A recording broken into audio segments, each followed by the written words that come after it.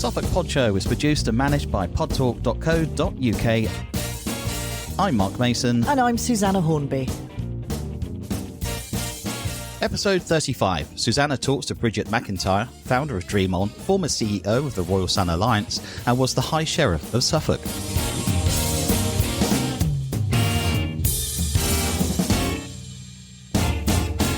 Welcome, Bridget. Good morning, Susanna. Well, it's a pleasure to have you here on the Suffolk Pod Show. We've been trying to get you for quite some time, but we've managed to pin you down. It's just taken us a bit of diary planning between the two of us, hasn't it? So it's been good that we finally do talk. It is. It's wonderful. There's lots to talk about, but I'm going to start off with something your father said. Bridget, you were born at an early age. As well, yes. He always did think he had a great sense of humour. Well, he still thinks he has one. And indeed, we all were, weren't we? But that's right. Yes. Tell us about. So I'm the third child, born in Slough. Isn't that a place to say you were born in Slough? But when I was 2, we moved up to Lancashire. And I've got a brother and a sister. I just remember, a fun childhood, being pretty irresponsible. I'm a lively personality, and school was a place I went to for social, but wasn't really the place I went to learn too much. I did my work to get through and got my entry, got my entry ticket to move on each time, but it wasn't my place where I shone for sure. No, I think you talk about this in your book, which we're going to chat about later, but it was such a difference in the way we were taught in those days. Absolutely. I mean, I think we were told, and we had to learn it, and then we had to repeat it. And I'm a chatter, and I like to learn by chatting and understanding other options. And that was just seen as being a nuisance, and it's not the way I learn. And so traditional teaching just didn't work for me. And I only learned that in later life. But once I did learn that, I almost felt permission to feel that I could learn in a different way and feel a lot more confident about myself, because I would say I wasn't very clever because I didn't thrive in that environment.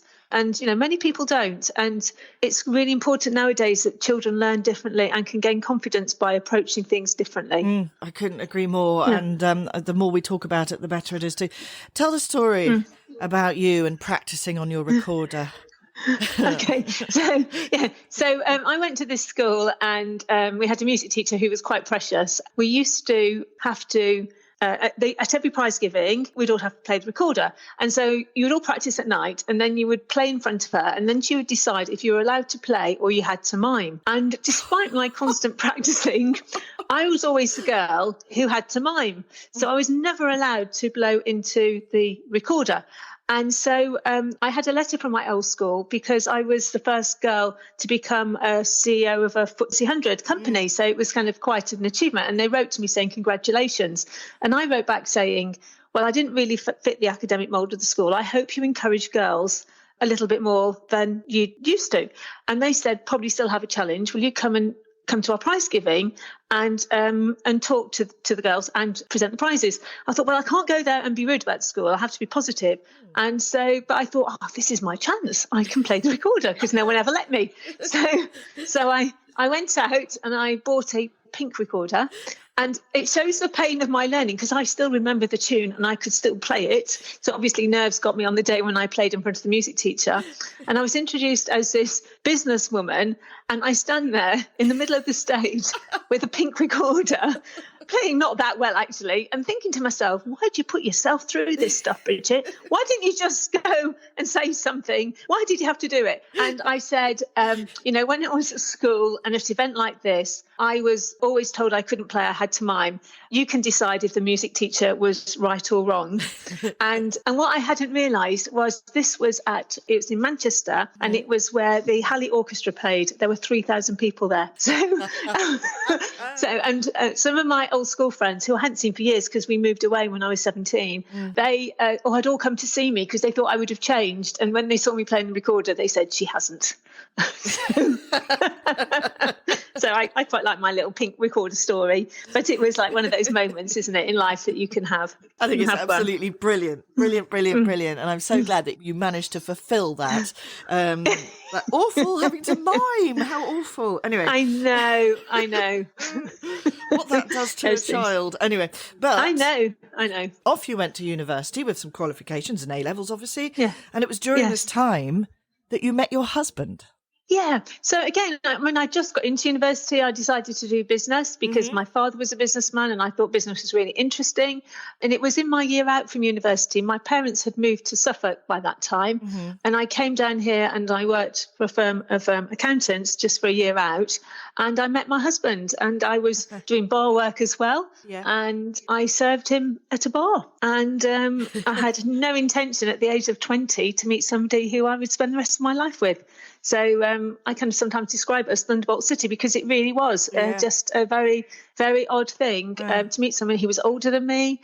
He'd been married before. It was a lot more complicated than I ever dreamed it would be. But he was the right man for me. Yeah, I love that. That's lovely. Yeah. And obviously you're still together today, taking life as it comes. Yeah. We are. And we've got a lovely family and a lovely grandchildren now. And and it's really interesting. We're so different, and he's been really my solid base for the mad things that I've done in life, and which is really good. It's a very complementary relationship. You built up your desire to work within the business world, and when you left university, you literally just stepped out, did you, and say, "I'm here"? Yes. Well, no, I decided. I mean, I had never been really that good at anything. So if you think I never shone, I just got through everything. Then I kind of discovered the world of business and I discovered this love for finance and accountancy. And, you know, if you ever want to kill a conversation, you tell people you're an accountant. But I found it absolutely fascinating being an accountant. And I was good at it. And all of a sudden I was a straight A student. And I think it was because numbers tell a story, and it was all about what are these numbers telling us about the business and what can we do about it and how can it help the business. That was kind of how I came to get it to work for me. And my personality was, I'm an enthusiastic person. I love chatting and talking and explaining. Yeah. And I suddenly found a way to be good at what I did and to be successful. And it was no more a surprise to anyone around me than it was to me, that I suddenly found something I was good at. Just continued to work through the business world, never having an ambition to be a CEO, always having an ambition to be, I'd do a job and I think I could do something more. So it was always about what would be the next step, not I want to be this person. I never thought that was possible, never even thought about it. I just thought about, right, I've really enjoyed that. What's the next challenge? What else would I like to learn about? What else would I like to get involved in? And that's how I went through my career in that way. Yeah. The energy coming across is extraordinary. And I could just imagine, I know that you use that phrase to be of value. And you use that in everything that you do. Yeah, because it's like this. I don't know. I've just been High Sheriff, and in a COVID pandemic year, and how can I be helpful? How can I be of value? And after this course, Susanna, I've got a meeting, and I've been asked to get involved in something, but I'm going there just trying to work out why are they asking me, and how can I be helpful? And will I enjoy it as well? But it's that, how can I be helpful? Am I of value in this situation? Because if you're not, it's kind of a bit of a waste of your time and you won't really enjoy it. So for me, it's a very, very important question that I ask a lot. I know you always think, well, what comes next? And I'm not going to plan to be something amazing next, but you do always have a list of things you'd like to do by the end of the year. So there is a plan somewhere. Yeah, there is. Yeah, no, so that's about spreading my thinking. So it might be, I want to paint, now this sounds a bit strange, but I want to paint a tortoise. So it's not I want to draw a tortoise. It's like we're doing a sculpture trail as a charity, and we're doing a hare and tortoise trail. So we've got these giant tortoises, and I want to paint one of them. So that would be on my list. I want to paint a tortoise. Or it could be I want to swim in the sea.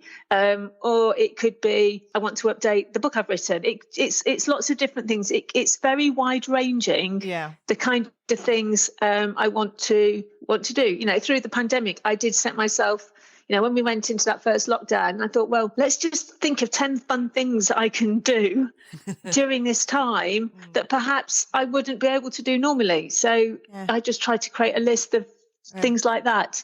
So it's just about stretching yourself, having a bit of fun, sometimes it's something that's really just good for me physically. It could be something good for me spiritually. It just could be many different things. But it's about new experiences or contributions or something. Yeah. I mean, you are so positive now, but when you were in the corporate world, I just want to hark back a little bit to that.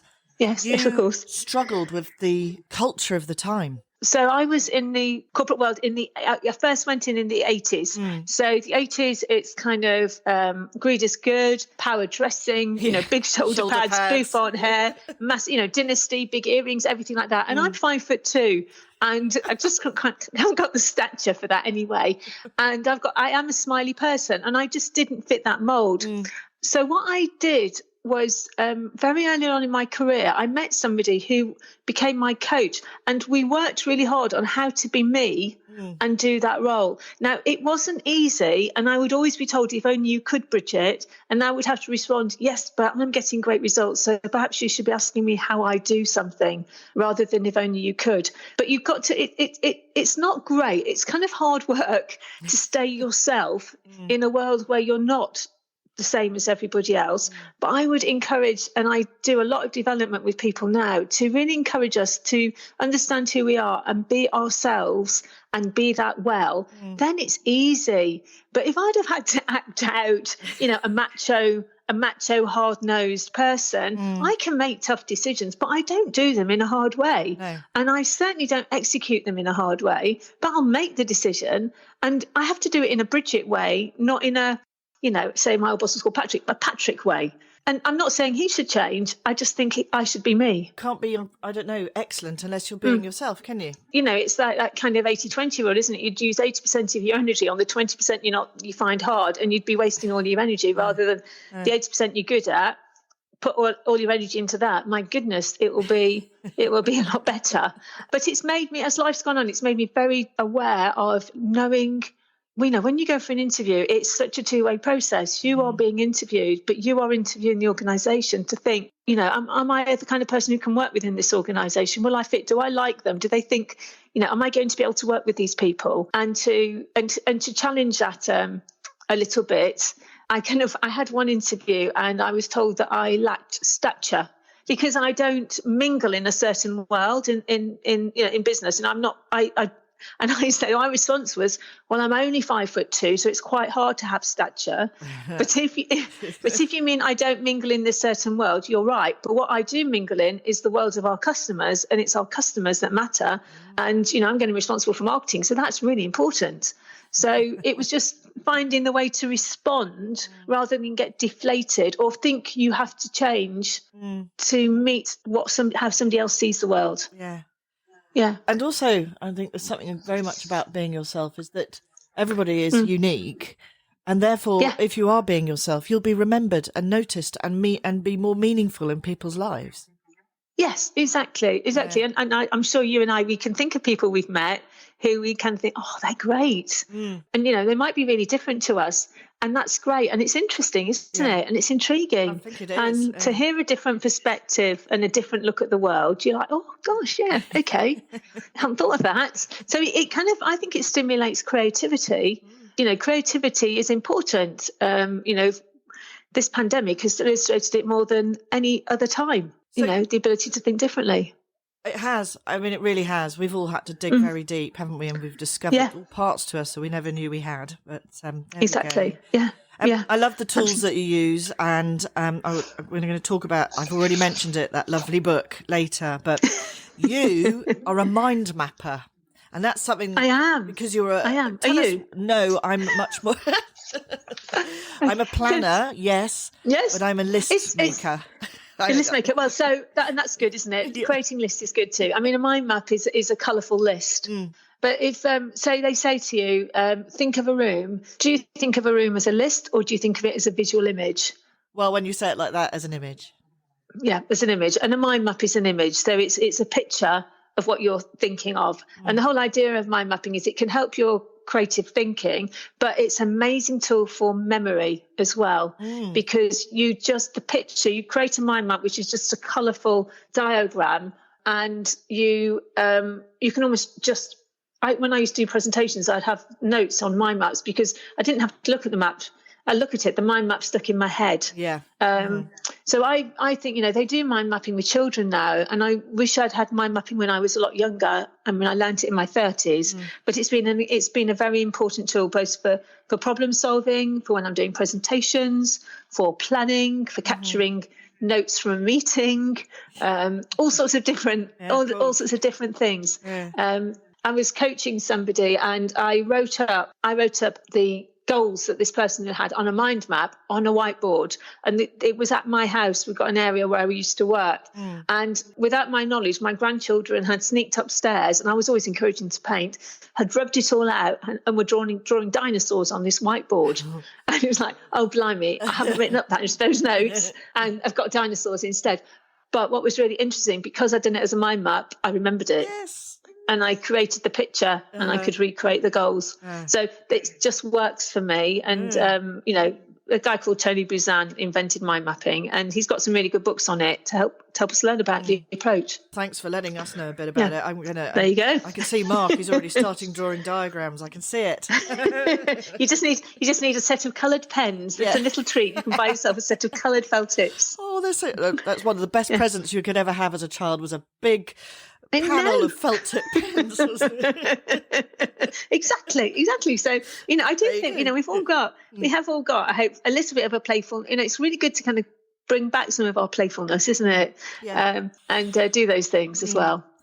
I wanted to ask you this particularly because I find this really interesting. Although you were doing really well, and you'd taken on this coaching, and you were feeling that you were really, getting somewhere. You did actually take a step out of work in the late 90s for a whole year. Yeah. So there's 2 times I had to step out, Susanna. I actually got ill once, and I was off for 3 months. So that was horrendous. I got a bug, and it turned into a virus of my thyroid. And the Bridget who could do everything couldn't get better.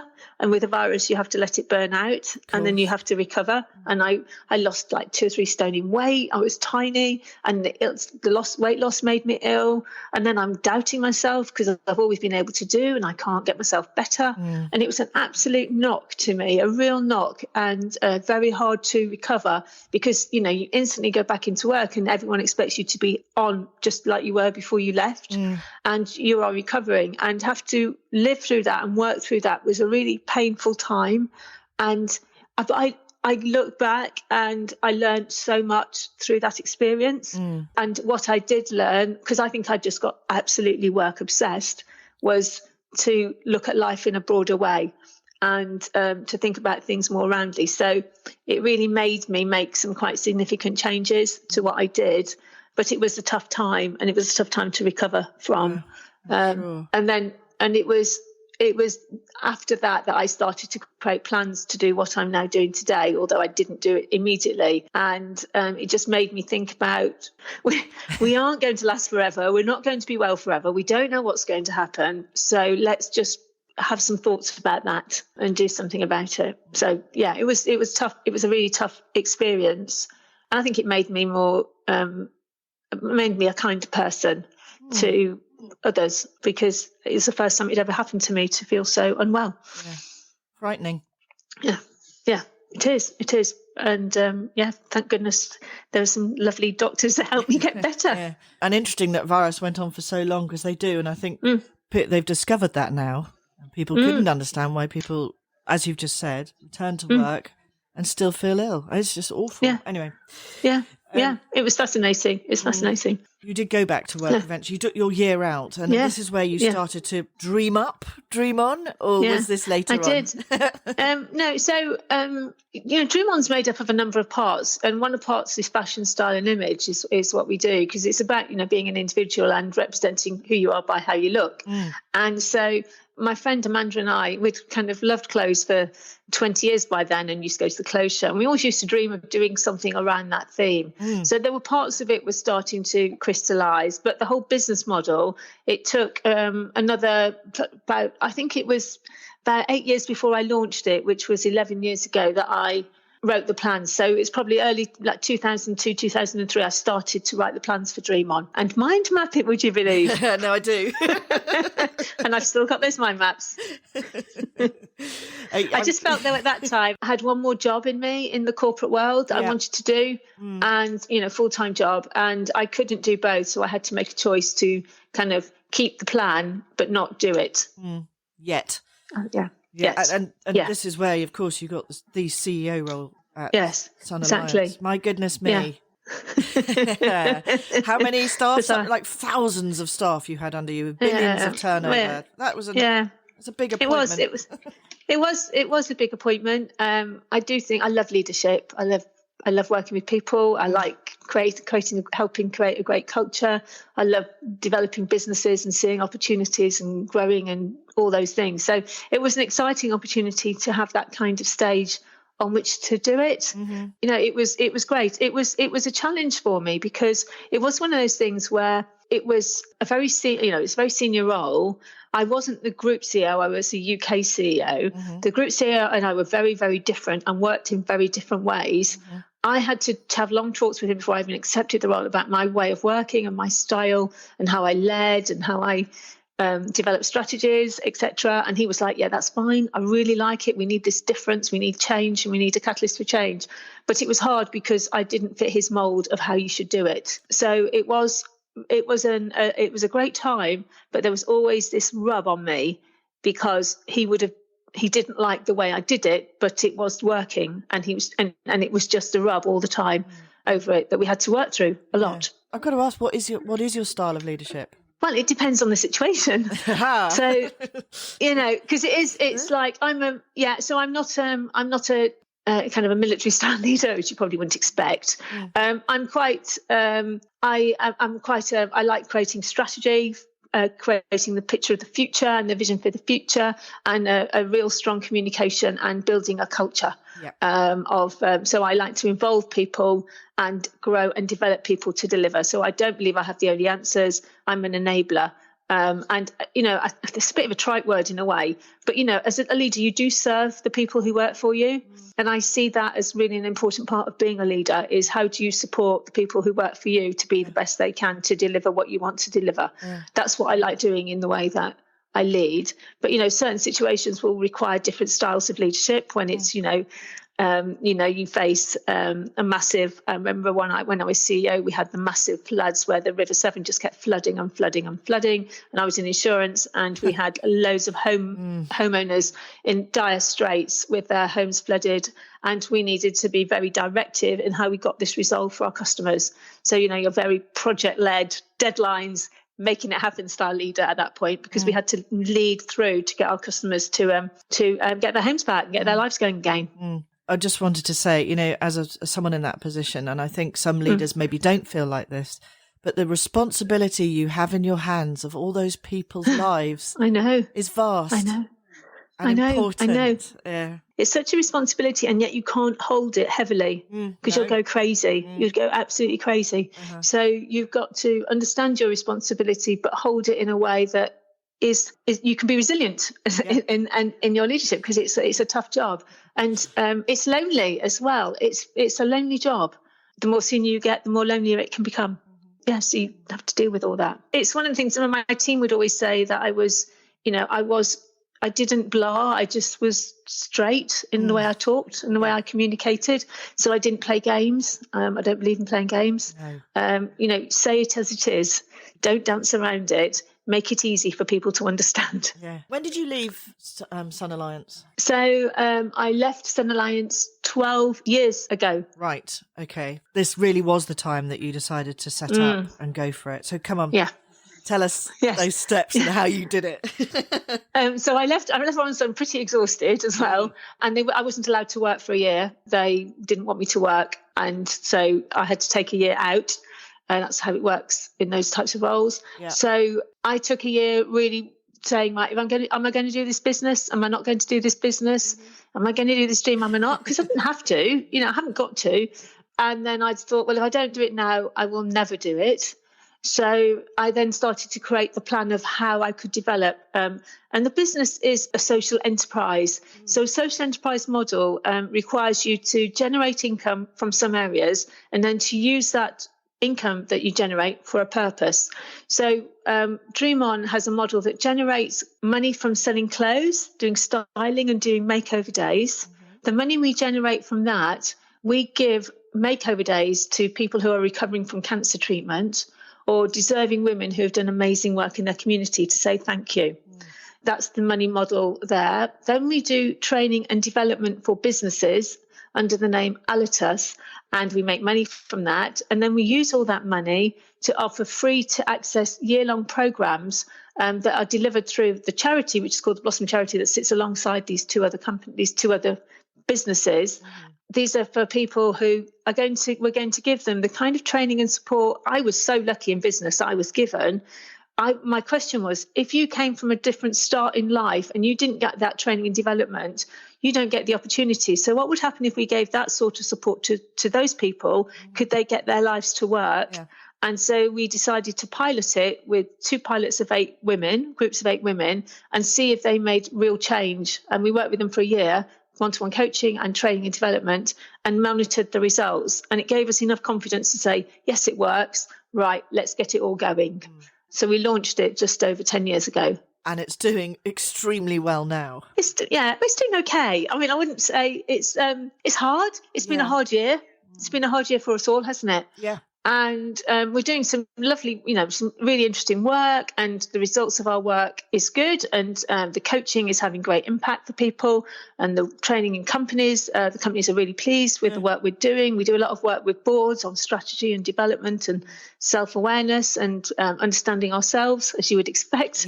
Yeah. So we're doing some good work, but it's of a size, Susanna. I've done big. And there's something for me now that I want it to have a contained size so that I can be involved across the piece. Yeah. Because when you become a CEO, in the end, you stop creating, you end up critiquing. And I wanted to go back to be able to create as well. So, yesterday we're running an Alitus executive program, and I spent the day with my team, and we're developing and designing the whole program delivery. And I'm involved in that whole process, whereas as CEO, I'd have just critiqued it. Yes. It had been brought to me. Yeah. So I've got a thing about, I don't want this to be too big, because that's not what I want this time. No. I mean, I was going to say that you sort of harnessed all your experiences, it feels like, throughout your life. Yes. And managed them through into these 3 incredible, one's a charity and 2 businesses. Yeah. Yes. How clever you are. Well, that's kind of you. I work with some very talented people, and, in our lives, we meet lots of people along the way, don't we? Yeah. And a lot of those people are people that I've met along the way. So they're now involved in this and really excited to be part of it. So Jackie, who helps a huge amount within the business, we worked at Aviva together. She was Chief Operations Officer there, so she's had some amazing jobs, but she now wants to kind of give in to something, and she comes here and she really helps us. And she does so many different things. She runs a lot of our big fundraising events for us, which are really successful. So, I'm really kind of fortunate. We have some very talented people who are playing their role in making it happen. But the thing I've been a bit obsessed about is I wanted to create a culture that really brought out the best in people. I wanted to show that work could be really good and positive and successful, and you don't have to create stress for people. Yeah. Okay, so I've tried to create the environment that I've always dreamed that you could really get the best out of people, because it's a contained business. So I really kind of work hard on that. So there's no, sometimes in business you'd have a job to do and sitting on a project, and we'd all have a role to do. And if you'd done your bit, you'd just say, well, I've done my bit, but the goal hadn't been achieved. In Dream On, nobody is successful unless the goal is achieved. Yeah. So everyone's always helping each other. They're always stepping across to help each other to make sure the goal's achieved, not they've done their bit. Now, are they your team, or are they working independently with you? So quite a lot of them on my. There's a team. Yeah. There's a team, and then we have some independents who we bring in for some of the extra coaching work that we do as well. Yeah. Yeah. Yeah. So we've spent this pandemic. We've spent building 3 new websites for the business to make it clearer for everybody, because it's a bit confusing what we do, which is a representation sometimes of my thinking. And if you look at those websites, you can really see the team and the richness of experience of the people involved. Yeah, they're special. Okay. Well, we'll read those out, all of those websites at the end of our chat, so that people can go and have a good look and a glimpse into the world of Dream On. I think it's just wonderful. Now your book. And you've already told us the story. You have a coffee. I've read that book in about, I don't know, a couple of hours. Half an hour. Well, it was actually. Right. I didn't want to say. You see, I lied. I didn't want you to think I read it in half an hour, but I did. I just it's a quick book. Ate it. Yeah, it's well. It's not that, but it's written in a style not to be a long book. Yeah. Isn't it? No, it's lovely. Short sentences, phrases. I just loved it. Yeah, conversational. And I mean, I don't normally do this on this podcast, but I recommend anybody who needs to feel inspired to go and get a copy of it. Just tell us a tiny bit. We have spoken quite a lot about the content throughout our conversation, but just wrap up exactly what that book is about. All right. Yeah. So I used to work in publishing, and when I started to write the book, the idea of the book was to explain what we did. And at the start of it was just a random collection of all the things I'd learned through my life about stuff. So about how to present, or about mind mapping, or about dressing for an occasion, or playing a recorder, all different stories. And I took it to my old boss, who was a literary agent, to have a chat with her about it. And she said to me, you need to make it autobiographical, Bridget. So it needs to be your story.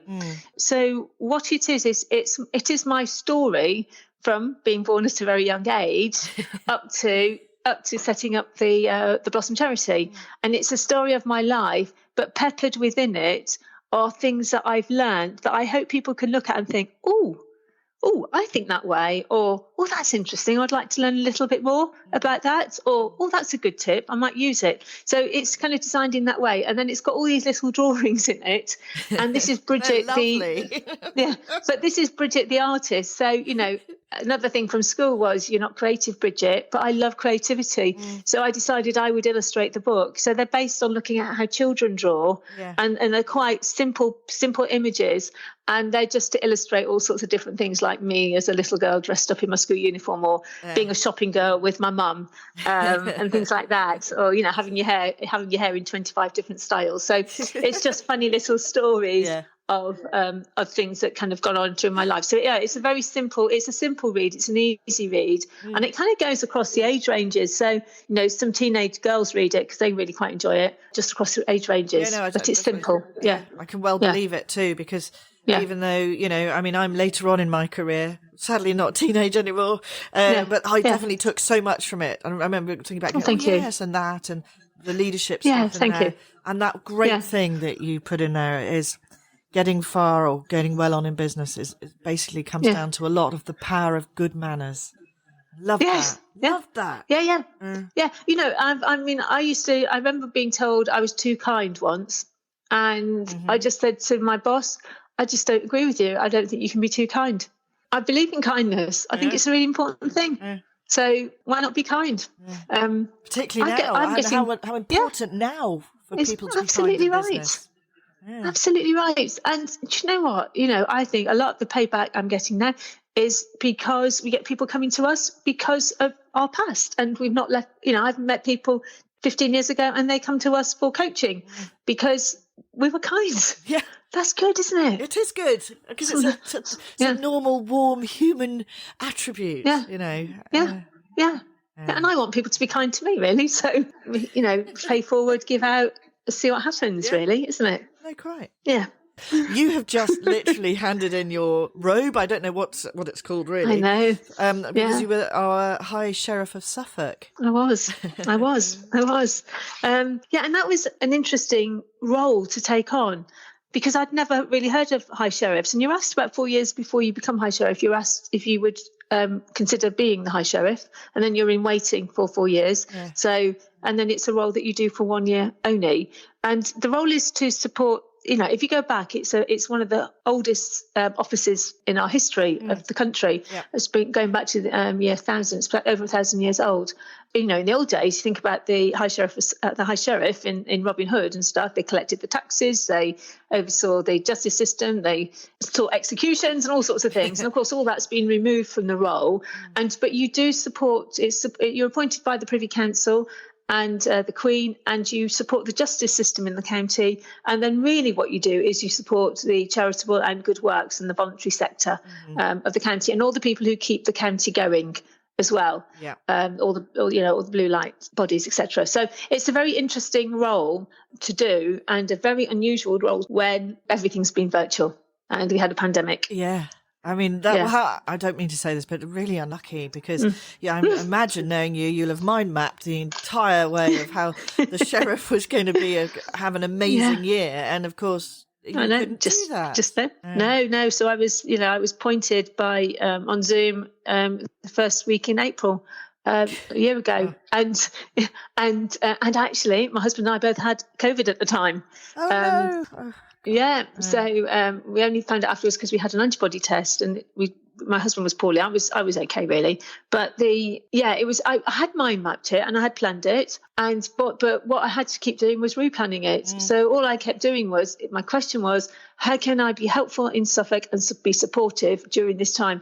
And I would just keep evaluating it every 3 months to make sure I was doing what was going to be helpful and useful. So and I used mind maps to do that. And I kind of focused my attention over time and kind of really decided that towards the end of the time, I really focused on 3 key areas, but did a lot of appreciation as well of all the fantastic and amazing work that went on and is still going on across the county. But fascinating. You learn a lot. I mean, I thought I knew a bit about Suffolk. I knew nothing. I still probably know nothing actually, but I know a lot more than I knew a year ago. And I've met some amazing people who I will stay in contact with. And I think that's really exciting. Yeah. Did you actually manage to, or you wouldn't have changed anything particularly, but what have you left behind? What's your legacy? So I am taking one thing forward. So one of the things, what I decided to focus on was supporting the charities and voluntary organisations that help on dealing with domestic abuse and domestic violence and sexual violence. So making sure we have enough resource in our counties to support the growing and the increase that was caused by the pandemic. So people being locked down in their homes is always going to create more tension, more problems, more issues. So supporting the charities, speaking out about it, that was kind of an important thing to do. Absolutely. The second area I worked on was just following the death of George Floyd and the Black Lives Matter campaign. I'd always said I wasn't racist, but what I decided to do was I was going to be anti-racism and speak out on racism. And to do that, I had to learn. So there was a period during the High Sheriff year where I could go for walks. So I walked the Suffolk coast with lots of people from different ethnic communities. And my question was, what's life like for you living in Suffolk? I heard their stories of what life was like. And from that, I've been able to take some action. So, for example, we've got some really talented people from different ethnic communities who've come into this country who can't get work because their qualification isn't recognised, or they're not getting the opportunity because they don't match how everyone else is. Now, I feel that because as a woman, I didn't match. And so in the 80s, I was given the opportunities and I was given some breaks. We need to give breaks to people from different ethnic communities, and we need to give them support and development that will help them shine and grow. And we need people to widen the circle and inclusion, not tell you need to fit. So let's enjoy the difference that people bring and the creativity that brings too. So I will continue to do some work on inclusion and diversity for sure. I can do that in some of my non-exec roles as well as through Alitus. So I'll continue to do that. And then the third area I was really fascinated by was the economic sustainability, it sounds grand, doesn't it, of charities and the model with which they can continue because, shops, charities that had shops to raise income, they all shut. Yes. And some of the charities aren't financially strong and they need to have stronger financial models, and so I'm doing some work. I'm even doing some work just helping even the diocese to think about its financial models and economic models as well, and how it can use its assets into the community as well. So it's some of that work as well I will continue. And then I'm just doing we're going to use the Alitus skill to provide some training and development for a representation of the system in Suffolk. So people from education, leaders in education, in the justice system, in voluntary sectors, in the health system, and in private sector, and get a whole representation and do some development with a group of people and leaders over a year. And that's something where I kind of think as a charity, if we help people who are in senior positions who are already good to be even better and to develop and grow their organisations as a charity, the Blossom Charity is making a contribution. So I want to do that as well because, my skill is that, and I will continue to do that. And I've met so many people that are interesting and are interested in being involved. Wow. That's probably that. But, the legacy is also continued because Edward Creasy takes over from me. He took over at the beginning of April as High Sheriff. Yeah. And, and he was fascinated to learn what I'd learned, to learn how he applies it. And he's got some great ideas of what he's now going to do as High Sheriff for his year. And of course, his focus will be on the recovery, but he will take forward the domestic violence agenda as well. So yeah, it's about passing it on that way, isn't it? Very much so. And he will do a good job. Because a year is a short time. It's a very short time. It's very short. It's a very interesting role because it's very full on for the year. And I wasn't lacking in things to do as I became High Sheriff. And I hadn't thought, I'd planned how I was going to be free. So my mum, I think, how do I make some more time to be High Sheriff? And then all the businesses I was involved in went into crisis as well. So they needed my time. So it was kind of an interesting time managing all the tensions of all the demands. But we get through it, don't we? Indeed. Yes. We do. Because we do. Yeah. Because we have to and we do want get to. through it. So we have to, yeah. And we get support, and we find our way. I'm going to ask you to read out those website addresses now so that people can go and have a look. Yeah, okay. So if you're interested in clothing and styling and want to learn about the social enterprise model, it's dream-on.co.uk.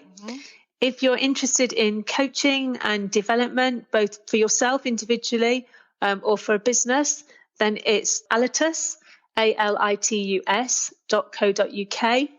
And if you think some of our work you'd like to come on one of our programmes or you would like some support or help, then it's the Blossom Charity. So the blossomcharity.co.uk. Or if you'd like to volunteer for us as well, because, we do a lot of fundraising. This year we're doing a sculpture trail in Eye. So there'll be these huge tortoises and hares around Eye, which we will auction off in September. You must come and have a look at them, Susanna. I will. It's not too far for you. No. You will. And then we're going to be doing a fire walk in September. So we will need some volunteers to be part of that too. So we'll just do a couple of fundraising events a year as a charity. You can get involved in so many ways. We have this thing that if you volunteer for us, we want you to learn and grow from volunteering and have a great time and a great experience. And, we just make fundraising it's fun to be part of. Yeah, that's the three websites. That's wonderful. Bridget, you're such a fun and an inspiring person to talk to, and you've energised me for the rest of the day. So I'm going to thank you very much for coming on. Well, Susanna, I think you do a great job. I've been listening to your podcasts since I heard about you, and you are inspiring in the way you do it. And the encouragement you give and the voice you've given to so many people across Suffolk. I think it's fantastic. Wow. And it's a really fantastic thing to offer into Suffolk. So thank you for doing it. Well, gosh, I wasn't expecting that. Thank you very much, Bridget. Pleasure. Well, Pleasure. I'd love to meet you at some point when we can. Yeah. And we wish you every success. Mark and I wish you every success with all of those businesses and the charity. And we look forward to following your story. Cheers. Thanks so much. You too. Thank you. Thanks for listening to the Suffolk Pod Show. Find us on Facebook, Twitter or Instagram, or you can visit our website, podtalk.co.uk. And here's our disclaimer. The Suffolk Pod Show will not be held responsible for any omissions or errors in its podcast. The Suffolk Pod Show is produced purely for entertainment purposes. Views and opinions are that of our own or that of our guests.